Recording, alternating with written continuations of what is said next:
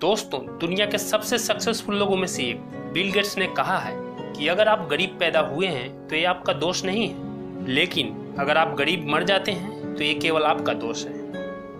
दोस्तों, गरीब मेंटालिटी और अमीर मेंटालिटी को समझने के लिए मैं आपको एक रियल स्टोरी बताता हूँ। गांव में मेरे दो पड़ोसी हैं, एक है राजेश और दूसरा है संजय। राजेश के पास 2 मंजिला बड़ा सा मकान है जो उस गांव में सबसे आलीशान और सुंदर है, जिसे बनाने में राजेश के पिताजी ने अपने जीवन भर की कमाई लगा दी है। उसके पास एक किराना स्टोर है जिसे अब राजेश ही चलाता है। दूसरी तरफ संजय का एक छोटा सा मकान है। वह अपना खुद का एक छोटा सा नया व्यवसाय करता है जिसे हम स्टार्टअप बोल सकते हैं। संजय अपने स्टार्टअप के ग्रोथ के लिए खूब मेहनत करता है। राजेश और संजय दोनों का जीवन सही रास्ते पर चल रहा था, लेकिन समस्या तब खड़ी हो गई जब संजय ने एक छोटी सी ऑल्टो कार खरीद ली, क्योंकि संजय को अपने प्रोडक्ट्स दूसरे जिलों में भेजना पड़ता था और कभी कभी भाड़े पर जल्दी गाड़ी न मिलने से उसे नुकसान होता था। अब राजेश जब भी संजय के घर के आगे खड़ी कार को देखता या जब भी उसे अपने कार में कहीं जाते हुए देखता, राजेश के तन बदन में जैसे आग लग जाती थी। उसे हमेशा यही लगता था कि वह संजय से कहीं ज्यादा संपन्न और अमीर है। उसे लगता था कि संजय ने केवल दिखावे के लिए ही वो कार खरीदी है। फिर क्या था, एक दिन राजेश शहर गया और एक बड़ी सी एसयूवी कार 12 लाख रुपए में खरीद लाया। उसके पास जो 1.5-2 लाख रुपया सेविंग था उसका डाउन पेमेंट कर दिया और बाकी का लोन करवा लिया।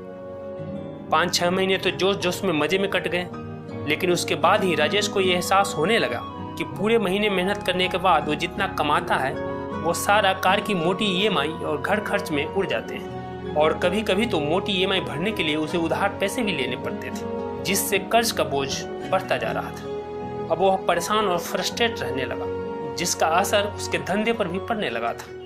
1 साल पहुंचते पहुंचते वह इतना परेशान हो गया कि उसे अपनी 12 लाख की एसयूवी कार को 5 लाख रुपए में बेचनी पड़ी। फिर उसने अपने खेती की जमीन को बेचा, तब कहीं जाकर उसने उस लोन को चुकता किया। दोस्तों, रॉबर्ट टी कियोसाकी ने अपने book rich dad poor dad में बताया है कि उनके अमीर पिता ने उन्हें हमेशा यही सिखाया है कि जो अमीर मेंटालिटी के लोग होते हैं वो पहले सेव करते हैं, फिर उसे इन्वेस्ट करते हैं, उससे एसेट्स या ऐसी संपत्ति खरीदते हैं जिससे उनकी इनकम बढ़े। वे अपने पैसों से पैसा कमाते हैं, पैसा उनके लिए काम करता है। इस तरह वे अमीर और फिर बहुत अमीर बनते चले जाते हैं। दूसरी तरफ जो पुअर मेंटालिटी के लोग होते हैं वे अपने सेव किए हुए पैसों से सबसे पहले ऐशो आराम की चीजें खरीदते हैं, जैसे कार, एसी, फ्रिज। मैं कई ऐसे लोगों को जानता हूँ जिनकी सैलरी तो मात्र 15,000 है, पर वे मोबाइल 50,000 का रखते हैं। ऐसा वो कैसे करते हैं? लोन लेकर, ईएमआई पर। ऐसे लोग अपने आप को अमीर दिखाने के लिए 4,000 का शर्ट, 8,000 का जीन्स और 10,000 का शूज खरीदते हैं, और फिर ईएमआई को भरने के लिए सालों तक जॉब ही करते रह जाते हैं।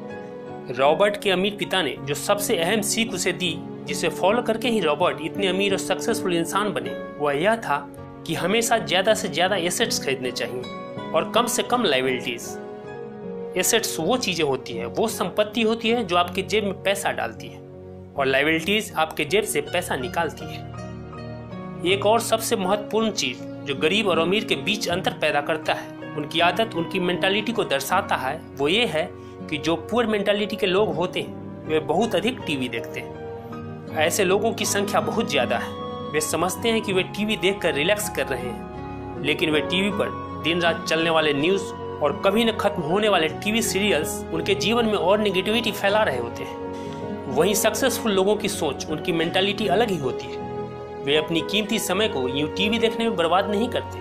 वे अपने खाली समय का उपयोग अच्छी अच्छी किताबें पढ़ने में और अपने स्किल को डेवलप करने में लगाते हैं। वे टीवी देखने के बजाय खुद टीवी पर आना पसंद करते हैं। रिच डैड पुअर डैड के ऑथर कहते हैं कि गरीब और मध्यम वर्गीय लोग पैसों के लिए काम करते हैं, जबकि अमीर और अमीर मेंटालिटी वाले लोग पैसों के लिए काम नहीं करते, बल्कि पैसा उनके लिए काम करता है। इस रोमांचकारी पल पल बदलती दुनिया में भी 95% लोग अपने विकल्पों को सीमित कर लेते हैं, अपने ऑप्शंस को लिमिटेड कर लेते हैं और अपने पुराने विचारों से ही चिपके रहते हैं। ऑथर कहते हैं, इंसान के पास इकलौती सबसे शक्तिशाली पूंजी है उसका दिमाग। अगर इसे अच्छी तरह से ट्रेंड कर दिया जाए तो यह एक पल में इतनी सारी दौलत बना सकता है जितना आपने कभी सपने में भी नहीं सोचा।